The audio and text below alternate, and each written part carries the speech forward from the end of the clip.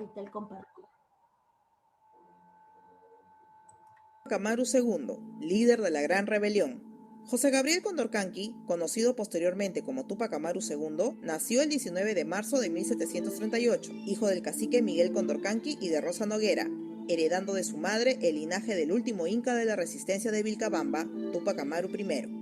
Por su condición de hijo de cacique, realizó sus estudios con los jesuitas en el Colegio San Francisco de Borja o Colegio de Caciques de Cusco, llegando a dominar el quechua, castellano y latín. El 25 de mayo de 1758 contrae nupcias con Micaela Bastidas Puyucagua, con quien llegaría a tener 3 hijos, Hipólito, Mariano y Fernando. Posteriormente, con la muerte de su padre, heredaría el cargo de cacique de Tungazuca, Surimaná y Pampamarca, ostentando además el título de marqués de Oropesa. Convertido en un rico comerciante, cubrió las rutas desde el Río de la Plata hasta Callao, pasando por Potosí, Puno y Cusco.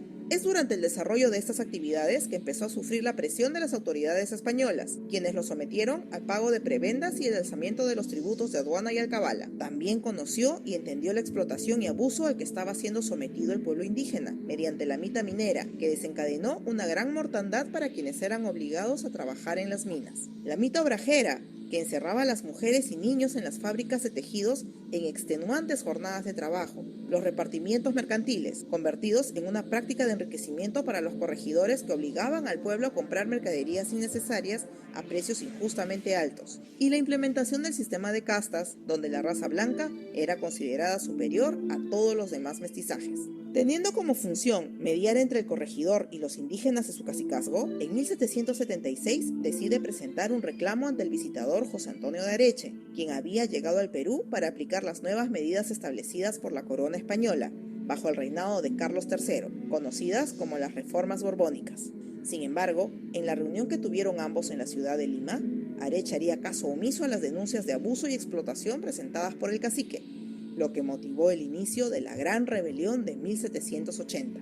José Gabriel Condorcanqui inicia la rebelión contra la dominación española bajo el nombre de Tupac Amaru II, autodeclarándose inca. Si bien al comienzo seguía reconociendo la autoridad de la corona española, afirmando que su movimiento iba en contra del mal gobierno de los corregidores, luego la rebelión llegaría a convertirse en un movimiento independentista. Su esposa, Micaela Bastidas, y diversos familiares tuvieron una participación directa en el levantamiento, acompañando a Tupac Amaru incluso en el funesto desenlace.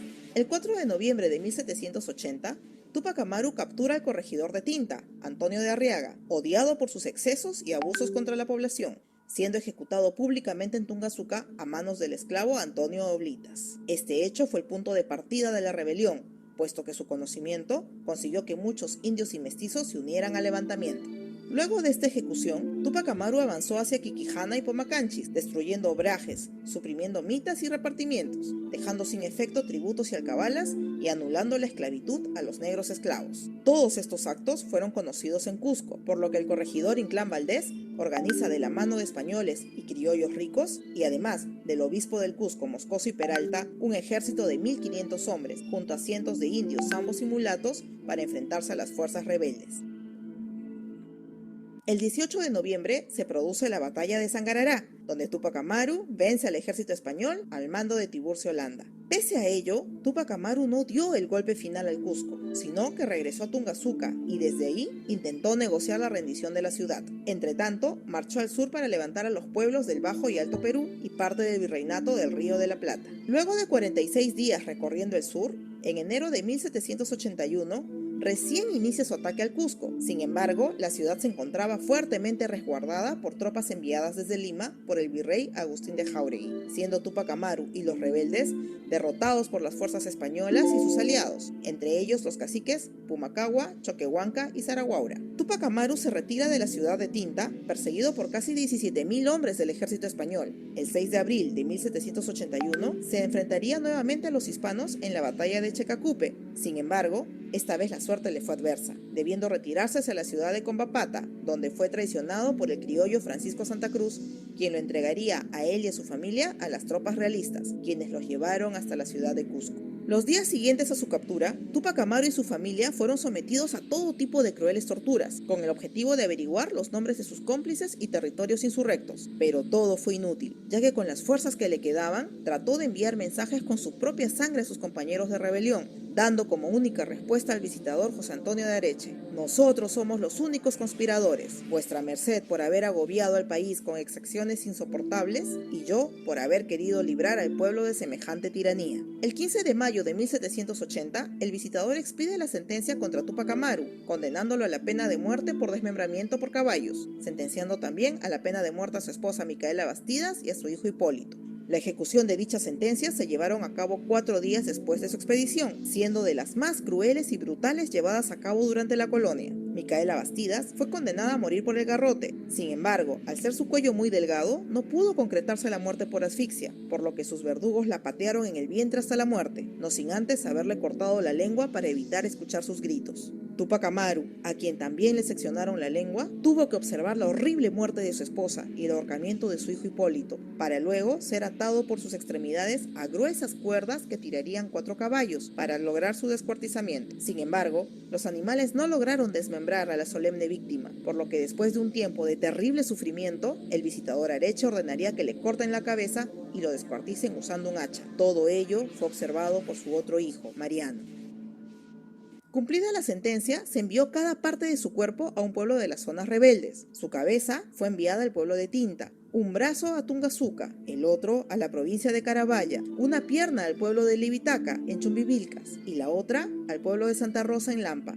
Todo esto con ánimo de escarmiento y de atemorizar a los pueblos que quisieran unirse a la rebelión. Los hijos sobrevivientes de Túpac Amaru, Mariano de 22 años y Fernando de 12, con cerca de casi 80 familiares, fueron expulsados del Virreinato del Perú, teniendo que caminar desde el Cusco hacia Lima en una verdadera caminata de la muerte, atravesando punas y cordilleras heladas, sufriendo la inclemencia del clima y de los hombres, para finalmente, los que lograron sobrevivir, ser encerrados en la fortaleza del Real Felipe y luego ser embarcados con destino a las cárceles de África y España. De todos los deportados, solo logró sobrevivir un medio hermano de Túpac Amaru, Juan Bautista, quien regresó a América después de 40 años de presidio, logrando escribir sus memorias llamadas 40 años de cautiverio, donde relataría la crueldad y ensañamiento sufrida por su familia a manos de sus captores españoles. La muerte de Túpac Amaru marcó el fin de un ciclo de levantamientos indígenas anticoloniales y el inicio del sueño independentista en América. Tanto sus actos como su sufrimiento movilizaron a hombres e ideas a lo largo del continente americano, no logrando silenciar su memoria a pesar de su muerte. Alejandro Romualdo, destacado poeta peruano, representó la muerte y trascendencia de Túpac Amaru II de la siguiente manera: le sacarán los sueños y los ojos, querrán descuartizarlo grito a grito, lo escupirán y a golpes de matanza lo clavarán y no podrán matarlo. Querrán volarlo y no podrán volarlo, querrán romperlo y no podrán romperlo, querrán matarlo y no podrán matarlo. Al tercer día de los sufrimientos, cuando se crea todo consumado, gritando libertad sobre la tierra, ha de volver y no podrán matarlo.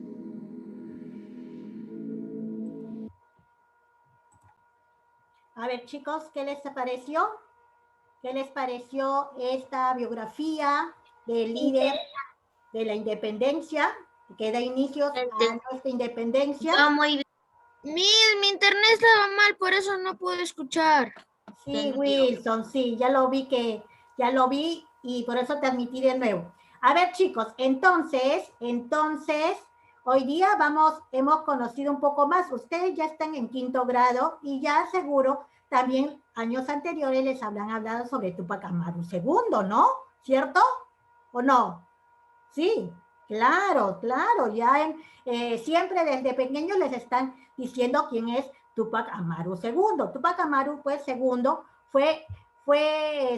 o se llama José Gabriel Cóndor Canqui, ¿no?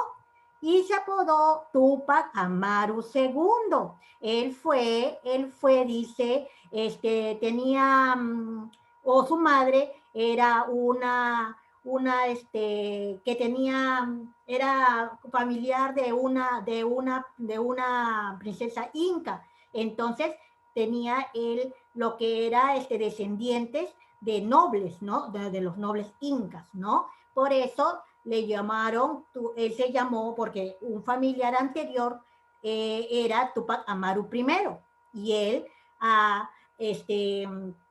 quiso tomar también su nombre, su apodo de Túpac Amaru, pero segundo. ¿Por qué? Porque quería dejar huellas en nuestra independencia, porque él ¿Él era un indígena pobre? No, él era medianamente, económicamente, era de una posición económica que tenía dinero, pero al ver las nuevas reformas que traía el gobierno de España, él decide rebelarse, porque también los impuestos que querían cobrar, las cosas que querían cambiar en ese momento, él decide rebelarse contra el gobierno español, contra la corona española. Entonces, él empieza a realizar este tipo de comentarios con las demás. Se me había ido el internet. Ya, no te preocupes, Andrés.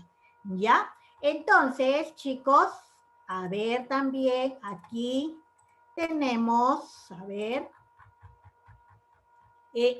acá está también resumido. Tupac Amaru II nos dice que su significado es serpiente resplandeciente.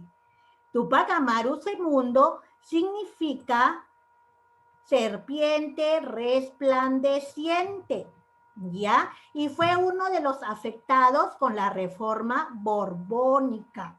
Entonces, como iba a haber cambios, él también realiza esta rebelión. Él fue el líder, el que empieza a conspirar, a hablar. Él que era un cacique o un curaca. ¿De dónde? De Tungazuca, Surimán, Surimaná y Pampamarca. ¿Ya? Sí, dime. Dime. ¿El video está grabado? Sí, ahorita estamos grabando. ¿Ya? ¿Lo vas a subir? Voy a tratar de subirlo, ¿ya, chicos? Entonces, Tupac Amaru II tenía el oficio de transportar mercaderías en mulas. Él tenía varias mulas en el cual su negocio era transportar bienes, cosas de un lugar a otro. Entonces, eso era rentable, les daba, pues, ¿no? Economía. Entonces, pero este oficio era, como vinieron las nuevas reformas, el impuesto también tenía que pagar. ¿Se acuerdan que el bimestre pasado hablamos sobre los impuestos de compra y bienes, el alcabala? Entonces, a él también le perjudicaba. Si iba a haber un cambio en el impuesto o un incremento, a él también la iba a afectar. Por eso fue una de las causas en el cual él empezó a dar esta revolución. El abuso cometido por los corregidores también. En ese tiempo, el corregidor que estaba,